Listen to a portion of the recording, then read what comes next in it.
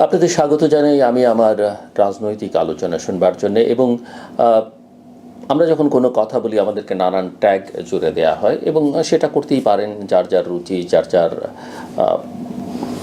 মেধা, সে অনুযায়ী তারা সেটা করতেই পারেন। ধরেন, আমি যখন বলি যে বাংলাদেশে মানবাধিকার লঙ্ঘিত হচ্ছে, বাংলাদেশে আইন শৃঙ্খলা পরিস্থিতি ভালো না, মনে হতে পারে যে আমি সরকারের বিরুদ্ধে বোধহয় কিছু বলছি। আর সরকারের বিরুদ্ধে বলা, রাষ্ট্রের বিরুদ্ধে বলা কিন্তু এক কথা নয়। সেটা কিন্তু আমাদের মাথায় রাখতে হবে। এবং আমি যখন বলি বা অন্য কেউ যখন বলে খারাপ লাগে, কিন্তু হিউম্যান রাইটস ওয়াচ যখন বলে তখন আপনি তাদেরকে কি ট্যাগ দিবেন?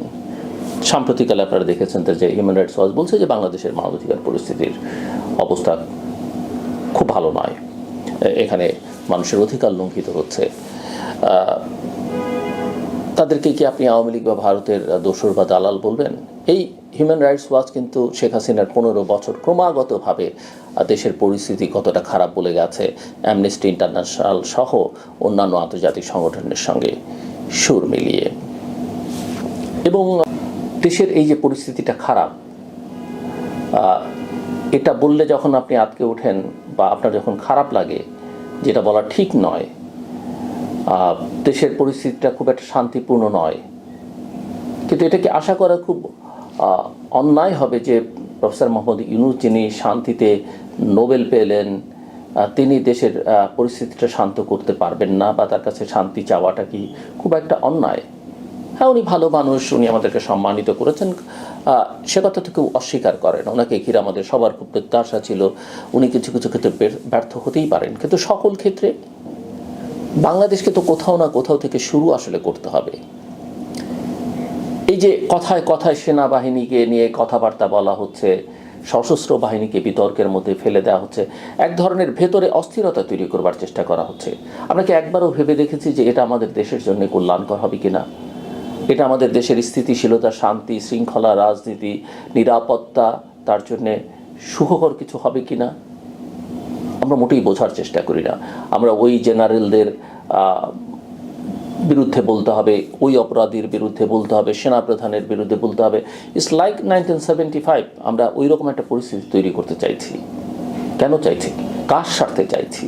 এই যে উস্কানিমূলক কথাবার্তা নানা মহল থেকে বলা হচ্ছে, হ্যাঁ, অনেকেই অপরাধ করেছেন, রাজনীতিবিদরা করেছেন, পুলিশের সদস্যরা করেছেন, সাংবাদিকরা করেছেন, ব্যবসায়ীরা করেছেন, নাগরিক সমাজের ব্যক্তিরা করেছেন, সশস্ত্র বাহিনীর সদস্যরাও হয়তো অনেক অপরাধ করেছেন। আমরা প্রত্যেকে তাদের বিচার চাই, কিন্তু একটা প্রক্রিয়ার মধ্য দিয়ে বিচার হোক।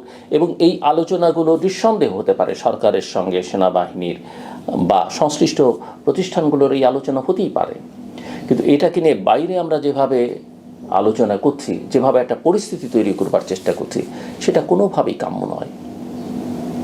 কোনোভাবেই এই অস্থিতিশীলতা অ্যাকসেপ্টেবল নয় যে একটা ওয়ান সাইডেড ইলেকশন করবার মধ্য দিয়ে আমরা বাংলাদেশকে বিপদের মধ্যে ফেলে দিতে চাই।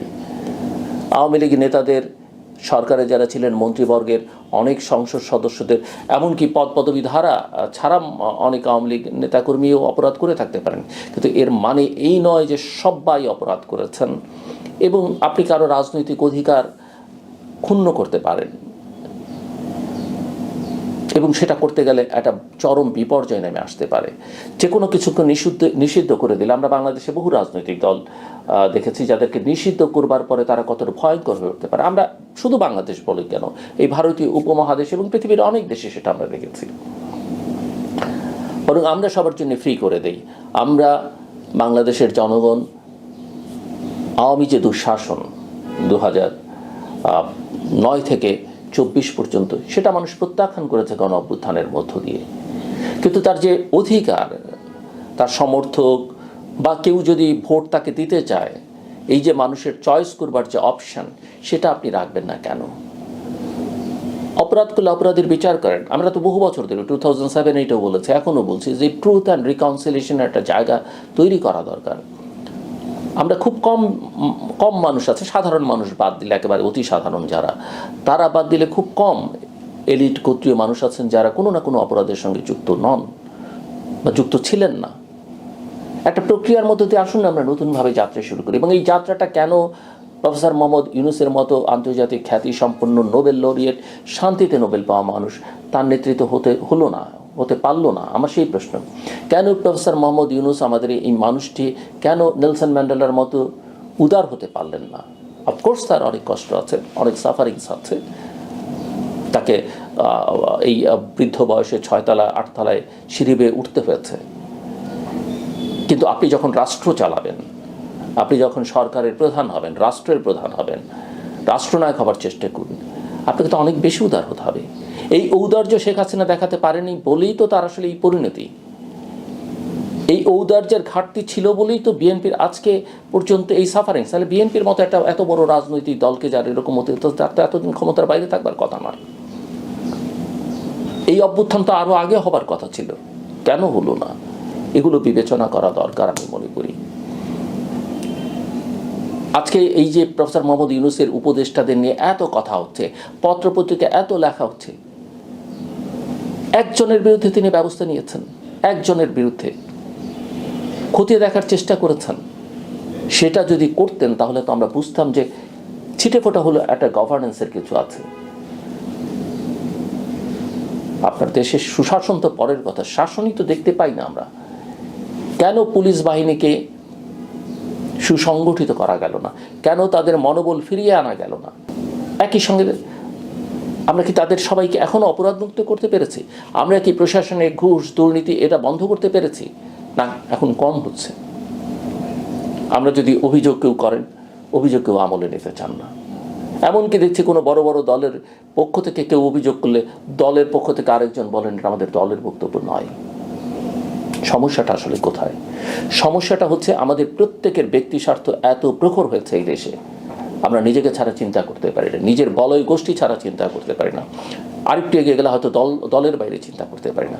দেশটাকে নিয়ে আসলে কেউ ভাবেন না। অবশ্যই আমরা বিভিন্ন দেশের সঙ্গে আমাদের সম্পর্কগুলোকে ঝালাই করবার চেষ্টা করব।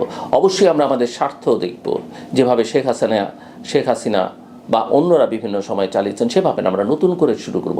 বর্তমান বিশ্ব বাস্তবতার নিরিখে আমরা আমাদের সম্পর্কগুলো পুনঃমূল্যায়ন করব। কিন্তু আবেগ দিয়ে অভ্যুত্থান করা যায়, আবেগ দিয়ে সরকার নামানো যায়, আবেগ দিয়ে কথা দিয়ে রাষ্ট্র চালানো যায় না। এটা আমরা কেউই বুঝতে চাই না। এবং রাজনীতিটাকে একটা খেলো রাজনীতিতে আমরা পরিণত করেছি। এই যে এখনও ধরেন আসন ভাগাভাগি, আমি এটা বহুদিন বলেছি, এই যে জোটের রাজনীতি আসলে বাংলাদেশে বড় বড় দলগুলোর যেমন ক্ষতি করেছে, ছোট ছোট দলগুলোরও ক্ষতি করেছে। বট গাছের নিচে ছোট গাছ হয় না, আমি যেমন বলেছি। আমি তো কথা বলেছি যারা আন্দোলনে বিএনপি অঙ্গীকার করেছে বা বড় দলগুলো, তারা তাদের নির্বাচনী ফান্ড থেকে তাদের অ্যালায়েন্সদের তারা ফান্ড দিয়ে দেয় নির্বাচন করবার জন্যে। ক্ষমতায় যেতে পারলে তাদেরকে নানাভাবে এম্পাওয়ার করার চেষ্টা করুন। কিন্তু কেন মানুষ একটা বিএনপির বা জামাতের একটা লোক বা বড় একটা দলের একজন ব্যক্তি দীর্ঘদিন যাবত একটা এলাকা নার্সিং করছেন, মানুষ হয়তো ওই দলটাকে ভোট দিতে চায়, মানুষ হয়তো ওই ব্যক্তিটাকে ভোট দিতে চায়, আপনি জোটের স্বার্থে এমন একজনকে নিয়ে আসলেন যাকে মানুষ চেনেই না, যার সাথে মানুষের সম্পর্কই না, আপনি তো ওই ব্যক্তি না, আমি বলবো ভোটারদের প্রতি অবিচার করছেন। এবং এই যে ছোট ছোট দলগুলো এখন নানা রকম বার্গেন করছে, আমি কারোর প্রতি অসম্মান করে কথা বলছি না, এটা তো রাজনীতির জন্য সুখকর নয়। কেন আমরা তো আমাদের রাজনীতিতে আওয়ামী লীগের অপরাধের কোনো শেষ নেই, জামাতের বিরুদ্ধে অভিযোগের কোনো শেষ নেই, বিএনপির বিরুদ্ধে অভিযোগ আছে, জাতীয় পার্টির বিরুদ্ধে অভিযোগ আছে, একটা গৃহপালিত রাজনৈতিক দলে পরিণত হয়েছিল। কিন্তু আমরা কি সবাইকে বাদ দিয়ে চলতে পারবো? কাউকে বাদ দিয়ে চলতে পারবো? চলা সম্ভব? রাজনীতি সেটা বলে, রাজনীতি বিজ্ঞান সেটা বলে না। কাজেই সবার ভুল ত্রুটি স্বীকার করে আমরা আসলে পারতাম এই ত্যাগের পরে নতুন করে শুরু করতে, একটা স্থিতিশীল রাজনৈতিক অবস্থা নিশ্চিত করতে বাংলাদেশে। এবং রাজনীতিতে স্থিতিশীলতা হলে সেই ধারাবাহিকতা আমাদের অর্থনীতিটা, সামাজিক পরিস্থিতিটা স্থিতিশীল হতো। এবং মানুষ যদি, বহির্বিশ্ব যদি বুঝতো যে না আমরা একসাথে আছি, আমাদেরকে কেউ ছোট করতে পারতো না, আমাদের উপরে যা খুশি তা চাপিয়ে দিতে পারতো না। কিন্তু আমরা আসলে সেই কাজটা করছি না। এই কাজটা আমি জানি সাধারণ মানুষের পক্ষে করা সম্ভব নয়, এই কাজটা সিভিল সোসাইটির পক্ষেও করা সম্ভব নয়, আমরা তো আওয়াজ তুলতে পারি, গণমাধ্যমের পক্ষেও করা সম্ভব নয়। এই কাজটা আসলে রাজনৈতিক নেতৃত্ব এবং যারা রাষ্ট্র পরিচালনা আছেন তাদের করার কথা, কিন্তু তারা সেটা করছেন না। ছোট ছোট মব লিঞ্চিং, ভায়োলেন্স, যার খুশি প্রেশার গ্রুপ, তাদের কথায় যদি রাষ্ট্র চলে, সেই রাষ্ট্রের ভবিষ্যৎ আসলে উজ্জ্বল নয়, অন্ধকার। আমার কথা শুনবার জন্য অসংখ্য ধন্যবাদ। আপনাদের সবার জন্য শুভকামনা।